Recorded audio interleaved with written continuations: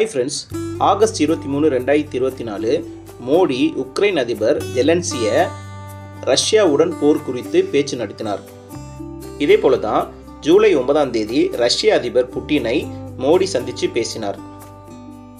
Soviet union பிளவுபட்ட போது அதிலிருந்து பல நாடுகள் உருவாச்சு. பெரும்பகுதியாக பார்த்தீங்கன்னா ரஷ்யா அது உருவாச்சு. ரஷ்யாவை ஒட்டியுள்ள ஒரு பகுதி தான் உக்ரைன். 1991 அக்டோபர் 24 உக்ரைன் சுதந்திரம் பெற்றுச்சு. தனியாக சுதந்திரம் பெற்ற பிறகும் ரஷ்யா உக்ரைனை தன்னுடன் இணைக்குமாறு முயற்சி செஞ்சு கொண்டு தான் இருக்குது. 2014 தான் முதல் போர் ரஷ்யாவும் உக்ரைனும் தொடங்கினாங்க. உக்ரைனில் கிரிமியா அப்படின்ற ஒரு பகுதியை ரஷ்யா கைப்பற்றினாங்க. இந்த போர்லாம் பார்த்தீங்கன்னா ரொம்ப சின்ன சின்ன போர்களாக இருந்தது. அதுக்கு பேர் டான்பாஸ் போர் அப்படின்னு சொல்லுவாங்க. 2022 பிப்ரவரி மாதம் தான் பெரிய போர் ரஷ்யா கூட உக்ரைன் ஆரம்பித்தாங்க. அதாவது ரஷ்யா உக்ரைன் மேலே 2022 பிப்ரவரி மாதம் தான் ஆரம்பித்தாங்க. அப்போல்லாம் பார்த்தீங்கன்னா நம்ம கொரோனா பீரியடில் இருக்கோம். அமெரிக்கா ரஷ்யாவை இந்த மாதிரி விஷயத்துக்கு போர் செய்யக்கூடாது அப்படின்னு சொல்லி ரொம்ப எதிர்ப்பு தெரிவிச்சிட்டு இருந்தாலும் சைனாவும் கெரியாவும் அவங்களுக்கு ரஷ்யாவுக்கு ஆதரவு கொடுத்துட்ருக்காங்க. மேற்கத்திய நாடுகள் உக்ரைனுக்கு ஆதரவாகவும் அமெரிக்காவும் ரஷ்யாவுக்கு ஆதரவாகவும் இங்கே இருக்குது. இந்தியா பார்த்தீங்கன்னா எதிர்ப்பும் இல்லை ஆதரவும் இல்லை, அப்படியே ஒரு நடுநிலையாக இந்தியா இருக்குது. ஏன் இதுக்கு என்ன காரணம் அப்படின்னு பார்த்தீங்கன்னா ரஷ்யா தான் எண்ணெய் ஏற்றுமதியில் இந்தியாவுக்கு ரொம்பவே உதவியாக இருந்துச்சு. பல காலம் நம்ம கொரோனா காலகட்டத்தில் வளைகுடா நாடுகளை மட்டும்தான் நம்ம எண்ணெய் தேவைக்காக சார்ந்து இருந்துட்டு இருந்தோம். இந்த மாதிரி காலகட்டத்தில் ரஷ்யா என்ன பண்ணாங்கன்னா அவங்களும் நம்மளுக்கு ஹெல்ப் பண்ணாங்க. அதாவது பல சலுகைகளை எண்ணெய் வாங்குறதுக்கு நம்மளுக்கு விற்பனைக்கு அவங்க ரஷ்யா முன் வந்தாங்க.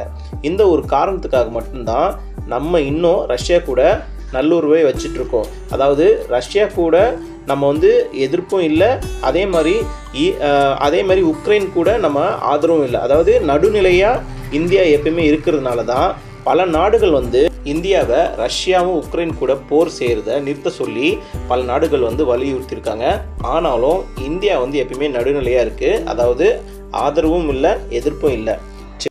அது மட்டும் இல்லைங்க, உக்ரைனில் நிறைய குழந்தைங்கள் இருந்தாங்க இல்லையா, அந்த இடத்துல போய் மோடி அந்த நினைவிடத்துல போய் கீவ் போரில் உயிரிழந்த குழந்தைங்களுக்கு மோடி அஞ்சலி செலுத்தினார். அங்கே இருந்த அருங்காட்சியம் இருக்கு இல்லையா, அங்கே போயிட்டு போர் பாதிப்பு பற்றி அங்கே இருக்கிற ஃபோட்டோஸ்லாம் அவர் பார்த்தாரு. அது மட்டும் இல்லை, அங்கே ஒரு பூங்கா இருந்துச்சு, காந்தி பூங்கான்னு இருக்கும். அந்த காந்தி சிலைக்கு போய் அவர் மரியாதை செலுத்தினார். உக்ரைன் நாட்டில் அவர் 4 பெட்டி பீம்ஸ் அப்படின்னு சொல்லிட்டு மருத்துவ சாதன பெட்டிகளை அவர் பரிசளித்தார். இந்த மருத்துவ பெட்டிக்குள்ளே என்ன இருக்குது, இது ஏன் உக்ரைனுக்கு பரிசளிக்கணும், அதுக்குள்ளே என்ன இருக்குது, ஏன் உக்ரைனே அது தயாரிச்சுக்காதா? இந்த பீம்ஸ் பார்த்தீங்கன்னா முழுக்க இந்தியாவிலேயே இது தயாரிக்கப்பட்ட ஒரு முழு மருத்துவ சாதனம் அப்படின்னு சொல்லலாம். இது இந்தியா 3 பாக்ஸ் அவங்களுக்கு பரிசாக கொடுத்துருக்காங்க. இதுக்கு பேர் பீம்ஸ்ன்னு சொல்லுவாங்க. BHISHM, அதாவது Bharat health initiative for Sahyog Hita and Maitri அப்படின்வாங்க. ஃபுல் ஃபார்ம் தான் அது BHISHM. இது எப்படி இருக்கும் அப்படின்னு பார்த்தீங்கன்னா இது ஒரு கையடக்கமாக அப்படியே ஒரு சின்ன பாக்ஸ் மாதிரி இருக்கும்.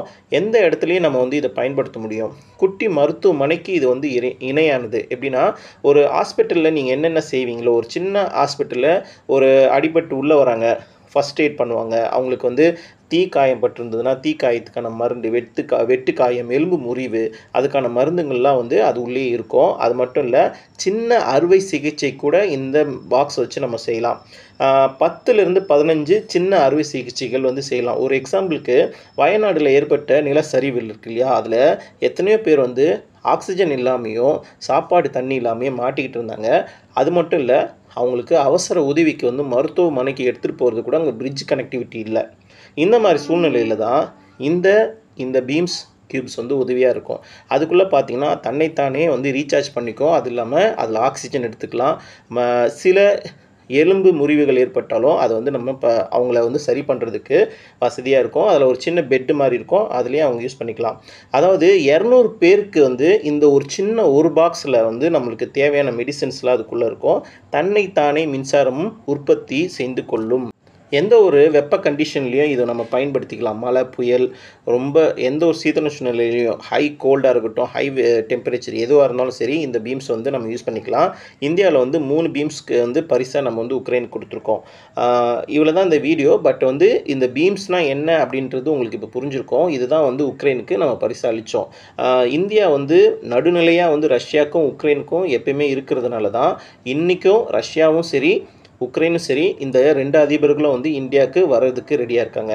இவ்வளோ தான் இந்த வீடியோ. தேங்க்ஸ் ஃபார் வாட்சிங்.